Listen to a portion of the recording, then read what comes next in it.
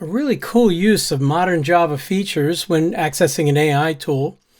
A bit more ragging on RAG. Poetry from the Claude AI tool. And the usual collection of silly tweets and toots. Welcome to Tales from the Jar Side. Welcome. My name is Ken Cousin, and this is my free weekly newsletter. It comes out every Sunday. The video version comes out every Monday, and there are additional videos on the channel. Here at Tales from the Jar Side, we try to explain not only what's going on in the technology world, but why you would care and when you shouldn't bother caring. The subtitle this week is, I am struck by the ill. Bring me the quills, both day and nigh. I thought that was pretty funny, but that's me. And it's not me. That's from the Mostly Harmless Mastodon feed. Check that out. It's really funny. And I'm fine, by the way. Okay, let's dive in. Welcome, fellow Jarheads, to Tales from the Jar Side, the Cousin IT newsletter for the week of March 24th through 31st, 2024. Today is April 1st, April Fool's Day, but I don't have any April Fool's gags. I'm not going to go there today. This week, I did teach my Gradle Concepts and Best Practices course as a No Fluff, Just Stuff virtual workshop, and my regular large-scale and open-source computing class at Trinity College in Hartford. Regular readers of, and listeners to, and of course, video viewers of this newsletter are affectionately known as Jarheads, and are far more intelligent, sophisticated, and attractive than the average newsletter reader or viewer or listener. I suppose I should say that reader or listener or viewer, shouldn't I, in order? Oh well, if you wish to become a Jarhead, you can either subscribe on the newsletter itself or at the YouTube channel. Let's begin with AI endpoints and some modern Java features. Now, I didn't get to make my video this week that I was really hoping to make, but I know what the next one's going to involve. I've been working with several of the AI tools as RESTful web services. More about that as we go along.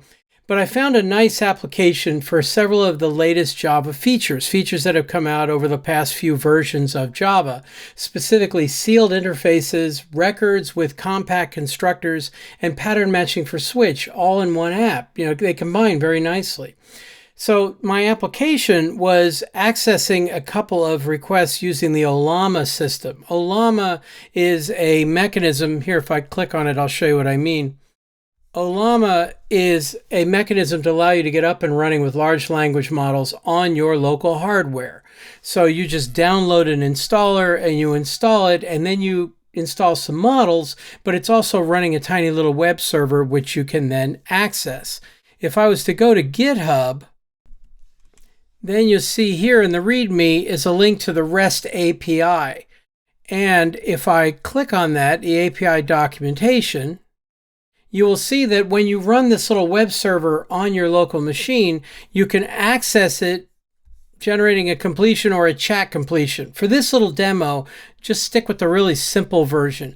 You go to the API/generate endpoint and send a post request. And what goes in that post request? Well, a model and a prompt for text prompts, and a model and a prompt and base 64 encoded images. For an image prompt, what they call vision. You can ask it a question to find out how to interpret a picture that you send to it. So here's an example with images. You see that there's a curl request to the generate endpoint or API/generate. There's the model that you select and the prompt itself. Turn the stream to false because I want back the full answer. I don't care to get one element at a time. And then there is an example of a base 64 encoded string. And if I was just going to send a text request, then all I would send is the same thing without the images property in it. So here is the newsletter just showing those two things. A question like, why is the sky blue versus what is in this picture?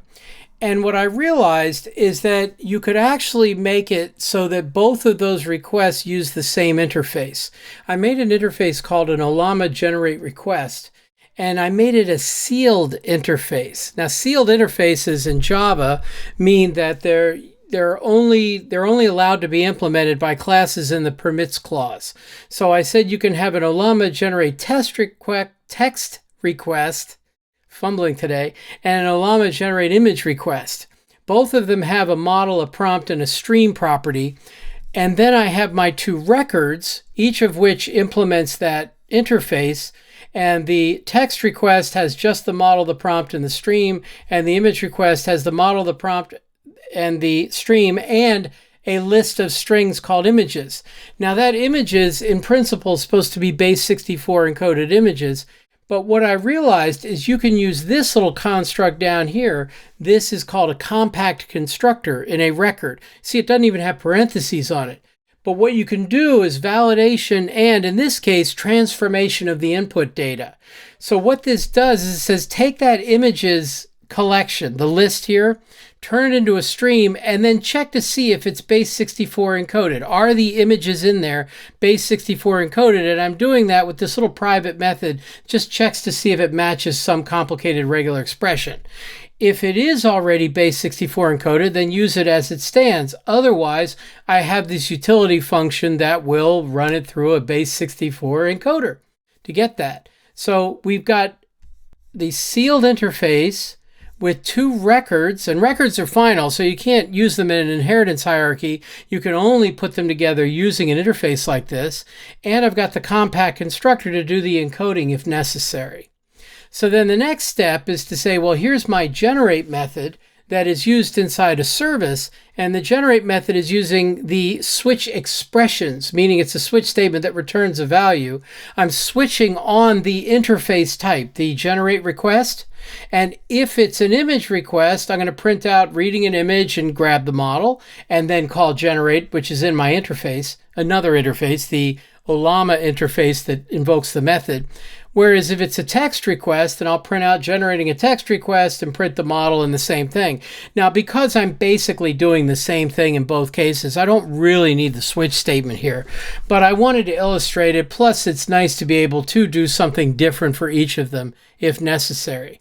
And that's called pattern matching for switch.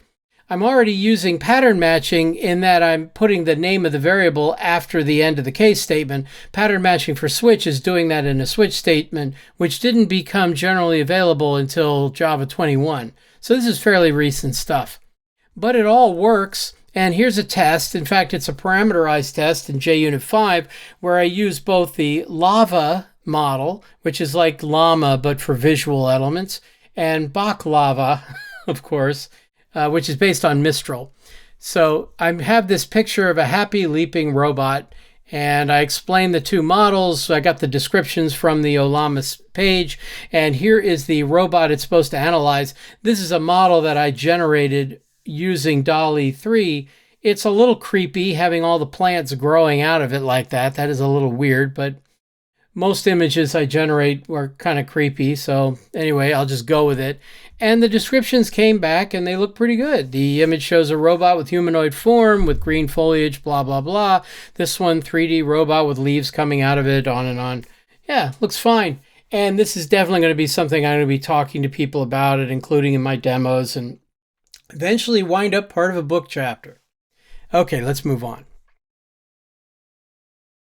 Now, a couple weeks ago, I talked about retrieval automated generation, which is the mechanism often recommended with AI tools for uploading your own data and having the model then access that data and use it as part of the context. That's the idea. Retrieval automated generation is actually pretty straightforward, even though there's a lot of steps to it. And the concept comes down to the fact that you'd like to add all of your data to the request itself, saying, here's my data, now I'm going to ask you questions about it. But in the early days of GPT-3, the context window, the amount of space you had in a request, was only about 4,000 tokens, which is not a lot, or 1,000 tokens is about 750 words. GPT 3.5 raised that to about 4K or 8K sometimes. GPT 4 did even better. Now, Claude from Anthropic is the one that jumped a lot, jumped all the way up to 100,000 tokens in the context window. And GPT 4 Turbo first matched that. And then Claude 3 jumped to 200K, and I think GPT 4 now matches that again. But Google's Gemini 1.5, which is still in a private beta, but I do have access now, raised it all the way to 1 million tokens, and there's a rumor they're working with one that does 10 million tokens. Now, I don't like to deal with the rumor stuff because lots of promises are made in this field, and we have to wait and see what we actually have. But we do have the 1 million tokens available if you're in the beta. So the idea behind RAG, this retrieval augmented generation, is that since there's not enough room to put your documents in the request, we're going to take only the parts we need. So the idea is you load the document, you split it into chunks that are coherent. So the chunk size is another parameter you got to play with. Then you take each chunk and you do what's called an embedding. That means encode it into a vector of doubles. So it's like a vector in some higher order space. Then you store those vectors in a database that's designed for that sort of thing, a vector database. And then you can do what's called similarity searches. So the user adds a question, you encode the question, and then look to see which chunks are closest in similarity to that question. Then just those chunks are taken and put in the context when you ask your question. And that's the basic idea. And it's fairly complicated, but it is routine. You do the same thing over and over again. There are various ways to automate it. There's lots of parameters you could tweak. The major frameworks these days, like Spring AI or LangChain4j, they both make it very simple to automate this process. But there's a fundamental assumption that may no longer hold. I mean, now that you've got 200K tokens in the request, I mean, that's a lot of space. You can fit a lot of stuff in there, to say nothing of going all the way to 1 million. So to do an experiment with this, I have a PDF copy of my book, Help Your Boss Help You, Convert Conflict into Opportunities and all that. Yeah, marketing stuff. But it's basically about managing your manager. You see it's listed here as having about 160 pages. It's roughly that. It's about 150 pages, about 60,000 words, something like that. And what I did is I used the Apache Tika project to read the PDF and extract the text from it. So I didn't just dump the PDF in there. I actually pulled the text out of it. And Gemini's got a REST endpoint that lets me send a text message and find out how many tokens it would require in order to submit it. So when I implemented that, I tried it with the simple question, what's the airspeed velocity of an unladen swallow? And I know you're about to say, what do you mean, African or European? But anyway, and that turns out to be about 12 tokens. That's about right. You break it into individual pieces, took about 12 tokens for that. So what happened when I loaded up the entire book? It came back and said just under 80,000 tokens. So a 60,000 word book took about 80K tokens. Yeah, that sounds about right. I mean, by that 3/4 metric that we're mentioning before. Well, 80,000 tokens fits in GPT-4 and it fits in Claude 3. I don't even need Gemini 1.5 for that. I could just submit the whole thing. So I did use Gemini 1.5 anyway, because it is supposed to be a better model. And this is what we often call a prompt template. That's what the frameworks call it. So you see, I said something like, here's the text from my book. Then you put in the text from the book and answer the following question based on the information contained in the book. And the question was, what are the top 5 major points made of the book? So this is like a summarization thing, which always works better if it has the entire text to work with. So I did call this with Gemini 1.5 Pro and I printed out the answer, and you could see I got back, conflict with your manager is inevitable, but you can make it productive, and on and on. And you could read the summary if you like. And it's actually not a bad summary at all. It's pretty good. So much for RAG. What do I need RAG for? I didn't use RAG at all. I just dumped the whole book into the context. Now, the truth is that may not be what we want to do. I mean, after all, you're using up a lot of tokens, and tokens cost money. So that could cost, 50 cents, $1, something. I mean, it could add up. It's not nothing, although it's not a lot. But Gemini 1.5 can basically hold, 7 to 10 technical books, all just right in the context. And if that's all you need to do, that could be very valuable. But it's not like it'll be a bad thing to split up your own information into easily digestible and searchable chunks in a database designed for that purpose. That's got to be useful for a whole wide range of problems. I mentioned it reminded me of the time when computers in the early days were very RAM limited. I put in the little Star Trek, the scene there where Spock was talking about creating a mnemonic memory circuit using little better than stone knives and bear skins. Well, back when I was playing with my early, I don't know, PC ATs or XTs or what have you, you were so RAM limited, you have to work out ways to swap data in and out of RAM back then. And now, of course, we have gigs and gigs of RAM available on any machine, and you can expand that to almost whatever you like just based on how much you're willing to spend on that. I still find it interesting that there are tons of videos and blog posts and documentation on RAG, and not too many people say, you know, you don't really have to do this now unless you've got so much data in there that it won't fit. And boy, that bar keeps getting raised. I mean, a year ago we were at 4K. Now we're at 1 million. Where are we going to be a year from now, right? I mean, who knows? So at any rate, that was my rant, if you will, on retrieval augmented generation. Let's move on to our next section. Claude 3 from Anthropic came out a couple months ago, and they have 3 varieties, one called Haiku, one called Sonnet, one called Opus. That's in order of increasing expense and increasing power and increasing cost. I mean, Haiku is the cheapest and the fastest and probably the least accurate of them all.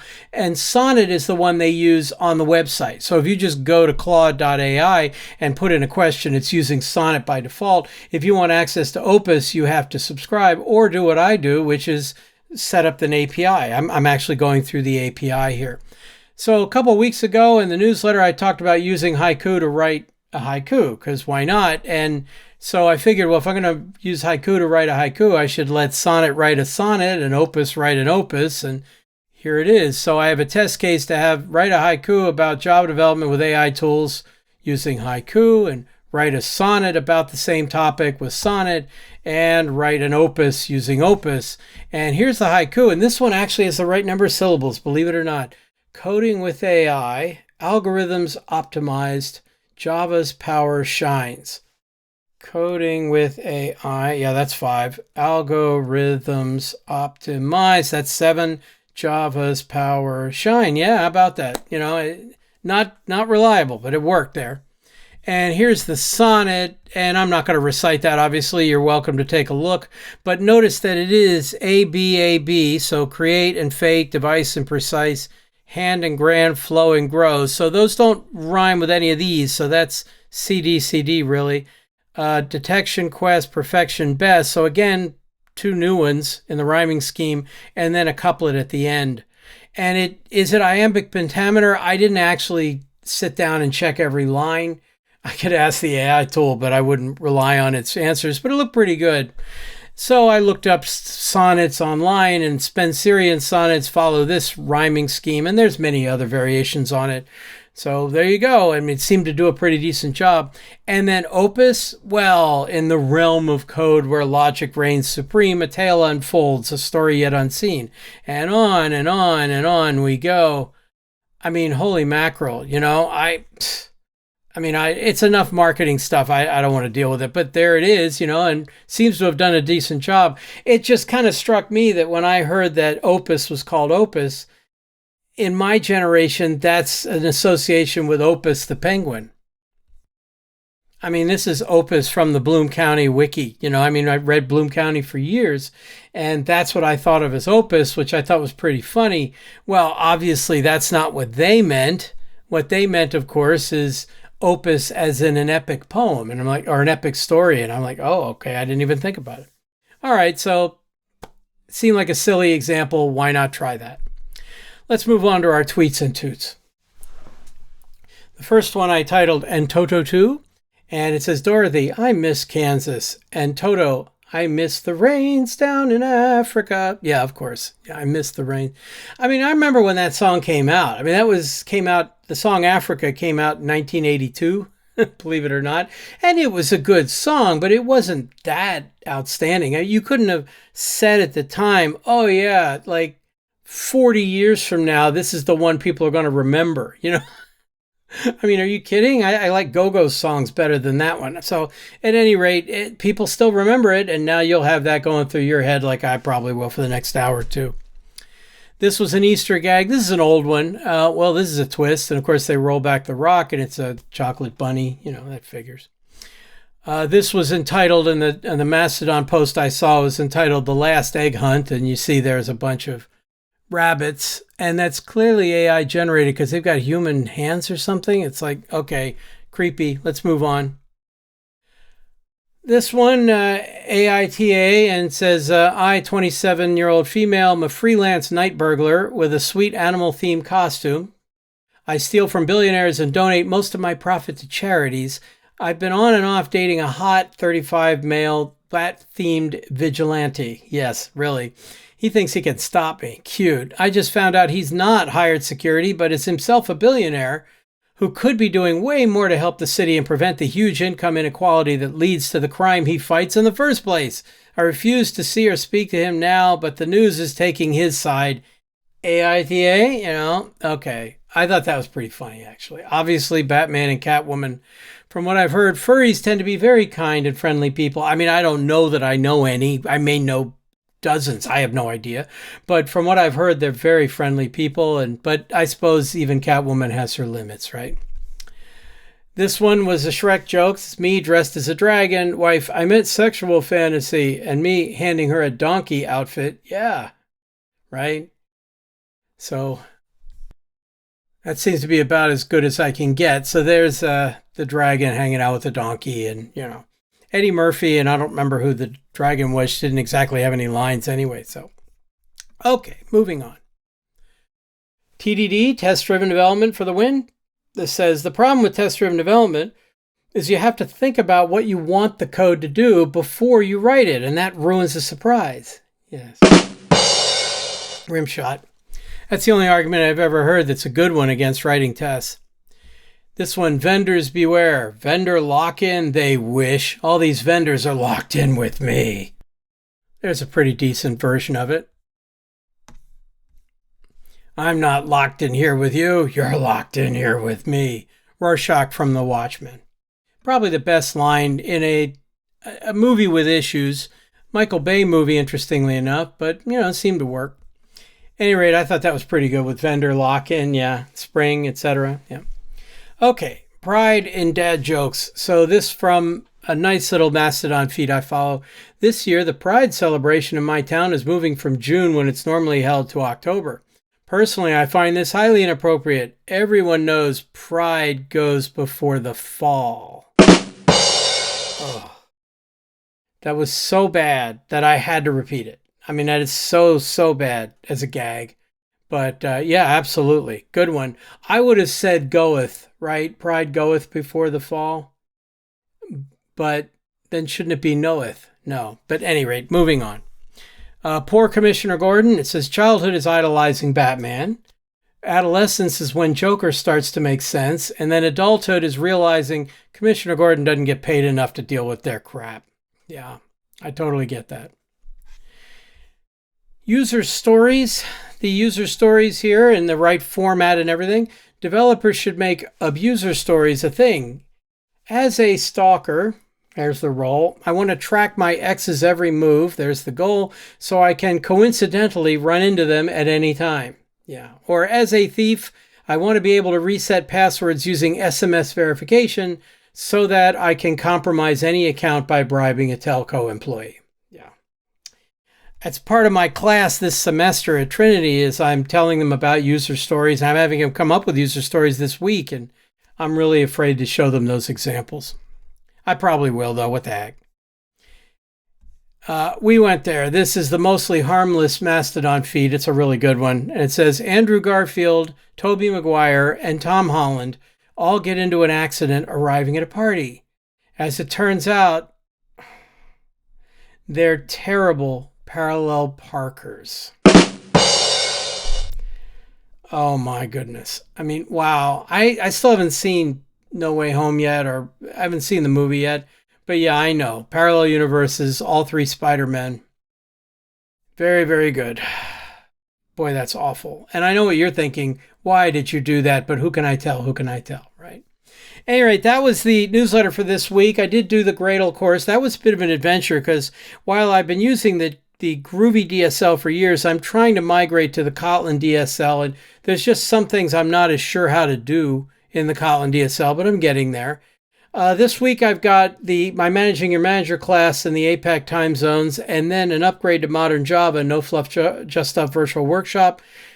I also am traveling to St. Louis for the Gateway Software Symposium, as they say. That's the first No Fluff Just Stuff event of the season, and that is Friday, Saturday. I'm giving, I believe, 5 talks on Friday, 4 of which are on AI and one's on Java up to 21. So that ought to be fun. Hopefully you will be there. If you are, please feel free to say hi. Otherwise, I will see you all next week. So subscribe to Tales from the Jar Side. Take care. Hey there, it's time to tune in to Tales from the Jar Side. Let's begin. Java, Kotlin, and Spring, oh my. Groovy, Gradle, don't be shy. Tales from the Jar Side, oh yeah. Crack open the code, let's take a ride. From design patterns to the latest trends, your weekly tech talks that never end.